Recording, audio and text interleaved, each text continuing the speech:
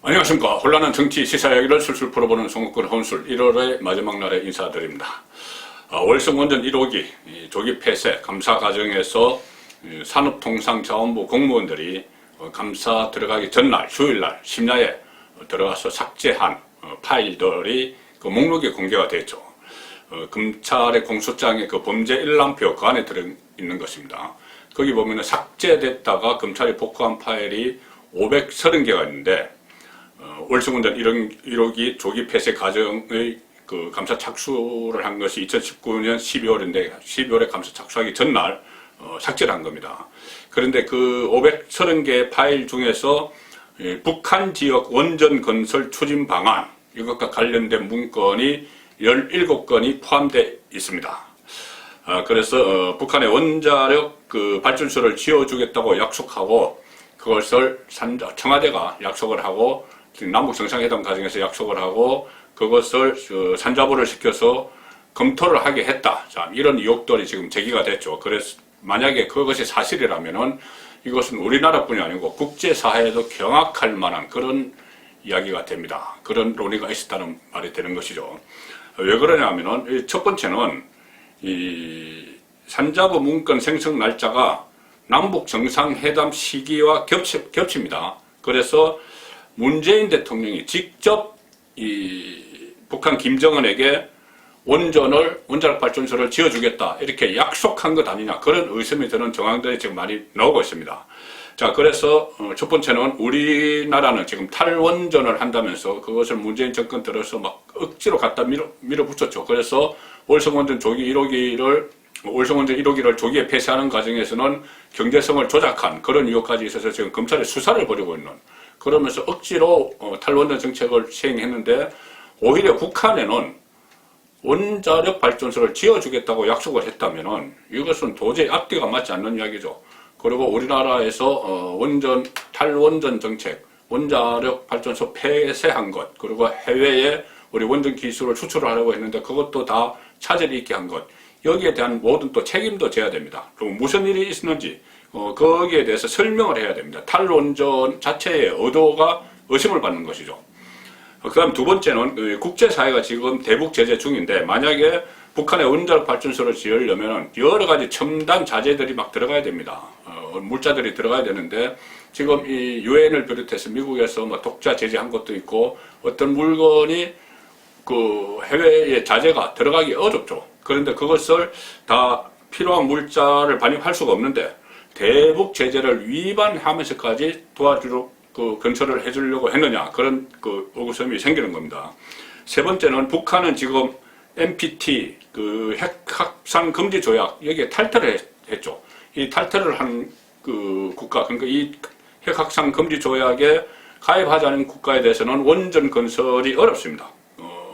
원전을 지을 수가 없죠. 그런데 만약에 약속을 했다면 국제조약까지도 어기면서 북한을 돕겠다는 뜻이었느냐 막 그런 말이 나올 수가 있죠. 그리고 이것은 네 번째는 한미 원자력 협정에도 이것은 어긋나는 그 원전을 건설하면은 한미 원자력 협정에서 서로 상의를 해야 되는데 논의를 해야 되는데 그거 없이 추진을 했으면은 거기도 어긋나는 행위죠. 그리고 무엇보다도 국민적 공감대 없이 다섯 번째 국민적 공감대도 없이 막대한 돈을 들여서 극비리에 왜 추진을 하려고 했느냐. 그리고 국제사회에도 쏘기면서 자 그런 여러 가지 다섯 가지 정도 큰 문제가 있는 것이죠. 물론 이렇게도 이야기합니다. 진보 논객들도 그런 이야기를 하던데 가령 뭐 지금 원자력 발전소 같은 걸 어떻게 극비리에 지어주느냐 그것은 말도 안 되는 이야기다 뭐 이런 이야기를 하는데 실제로 그렇죠. 뭐 원자력 발전소를 지금 인공위성도 다 쳐다보고 있는데 막 물자도 들어가야 되는데 어떻게 그거를 극비로 지을 수는 없죠. 그런데 다만 지어지기로 약속을 할 수가 있는 것이죠. 자, 이게 나중에 대북 제재가 좀 풀리든지 하면 우리가 반드시 지어줄 거야. 막 이렇게 약속을 할 수가 있는 것이죠. 그런데 그 약속을 하는 이유가 뭐가 있겠습니까? 이유가 남북 정상회담 조건으로 약속을 한다든지 아니면은 이 정상회담 중에 또 그런 이야기가 했으면은 김정은의 답방, 서울에 답방을 해서 답례 방문을 해서 또 뭐 어떤 선거에 이용한다든지 이런 것 때문에 약속을 한 것 아니냐. 그 약속을 한 그 자체도 상당히 문제가 있는 것이죠. 그 탈원전 정책 여기에 어긋나는 것이고 대북 핵 정책 이런 것도 다 그 차질이 빚는 것이고 모순이죠. 모순이고 국제사회와 우리 국민을 모르게 추진했다. 자, 그런 이야기들이 그런 논란이 충분히 있을 수가 있습니다. 약속만 했다고 해도. 자, 그런데 뭐 극별히 지을 수 없는 것 아니냐? 그것은 어떻게 보면 논점 허리기죠. 극별히 지을 수는 없죠. 근데 약속을 할 수가 있습니다. 그리고 지금 상황 되면은 이거 아니라고 이야기했기 때문에 나중에 이게 사실로 드러나면은 정권 차원의 거짓말 논란도 일어납니다. 문재인 대통령이 직접 거짓말한 그 논란이 될 수가 있습니다. 그렇기 때문에 이것의 실체를 밝히는 게 무엇보다도 중요합니다. 대통령이 나서서 그런 말 한 적 없다 이렇게 거짓말을 하고 있을지도 모르기 때문에 그래서 실체가 밝혀져야 된다는 말씀입니다. 자, 그래서 이 폭발력이 너무 큰 청와대도 직감을 했겠죠. 저 뒤에 청와대가 보입니다만 저기서도 직감을 했을 겁니다. 그래서 문재인 대통령이 이례적으로 이 논쟁에 직접 뛰어들었습니다. 참전을 한 것이죠, 스스로. 김종인 국민의힘 비대위원장이 모처럼 청와대 공격에 선봉에 섰죠. 40년 동안 정치판에 있으면서 또 여야를 진보와 보수를 넘나들면서 5선 비례대표만 5선 의원까지 했고 상당히 당대표도 여러 번 하고 비대위원장도 하고 있기 때문에 촉이 있을 겁니다. 그 촉으로 이것은 보통 사안이 아니다 이렇게 해서 김종인 위원장이 이례적으로 총대를 메고 나섰습니다. 본인 명의 입장문까지 발표를 했죠. 그래서 이렇게 이야기합니다. 북한에 극비리에 원전을 지어주려 한 것은 정권의 운명을 흔들 수 있는 충격적 이적행위다. 충격적 이적행위다. 상당히 강한 발언이죠.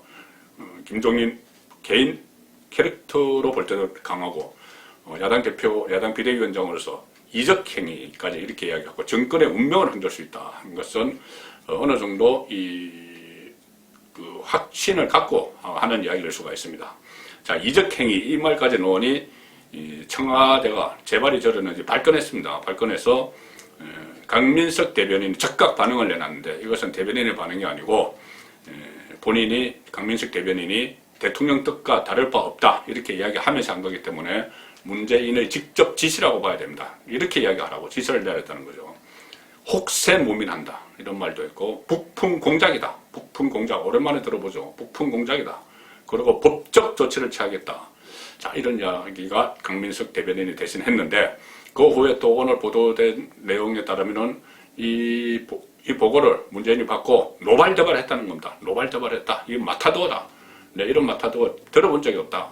그러면서 용납할 수 없다. 그런 이야기까지 하면서 노발대발했다. 자, 왜 이렇게 이 문제에 그렇게 민감하게 반응을 하고 화를 내고 노발대발하고 혹세무민한다, 북풍이다, 법적 조치를 취하겠다, 용납할 수 없다 이런 말까지 나왔을까요?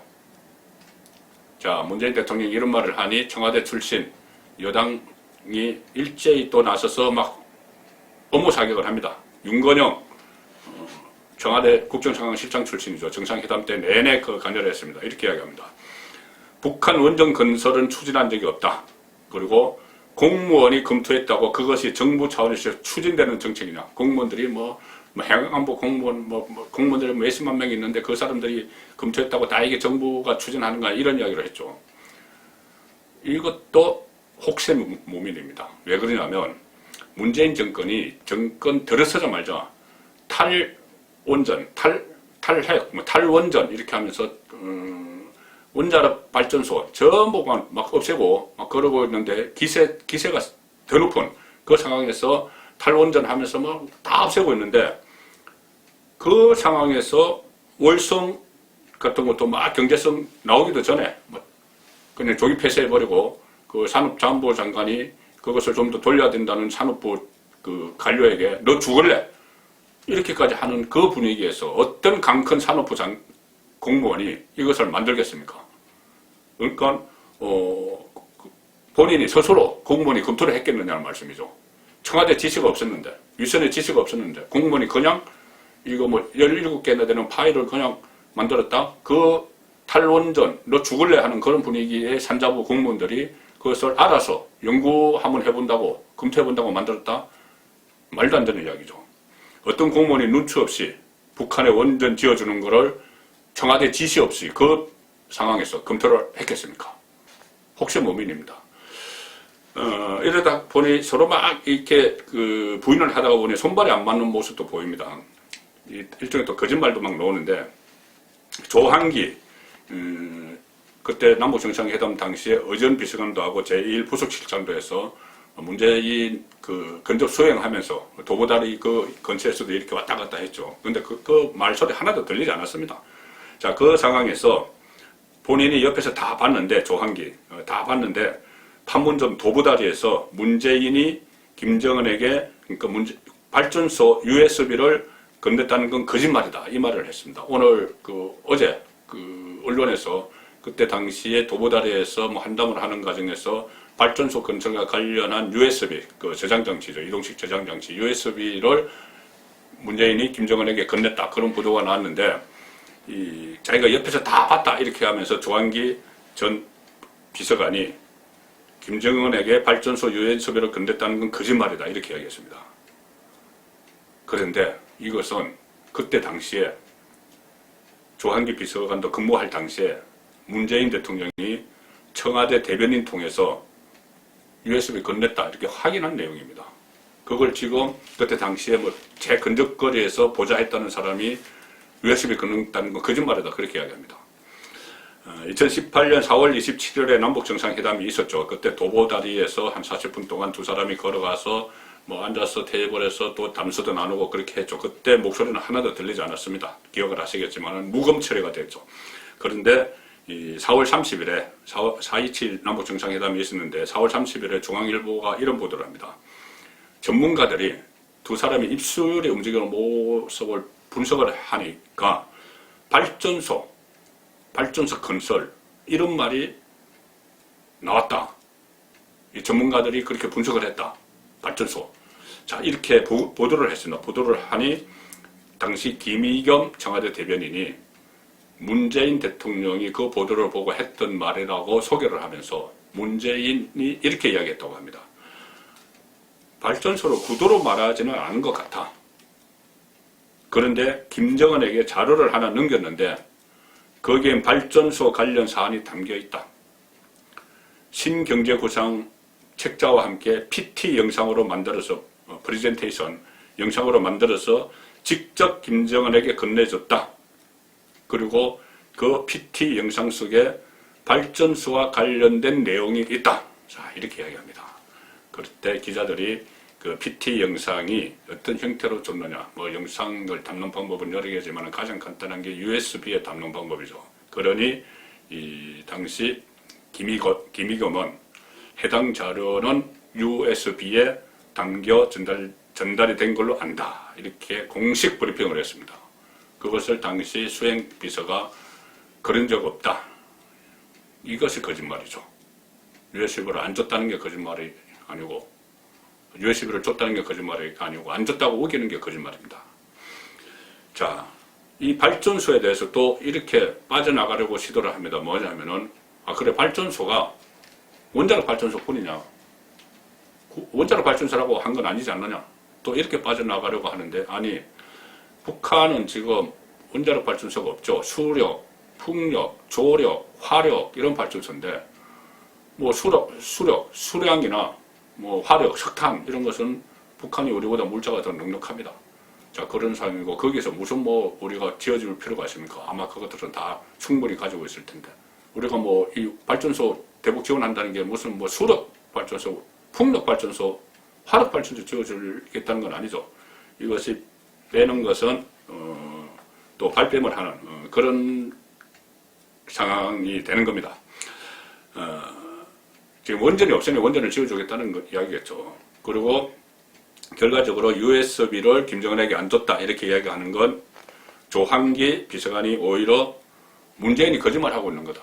이렇게 이야기하는 것밖에 안 되죠. 문재인이 줬다고 하는데 그거를 수행비서가 안 줬다고 하면은 문재인이 거짓말하는 건가요?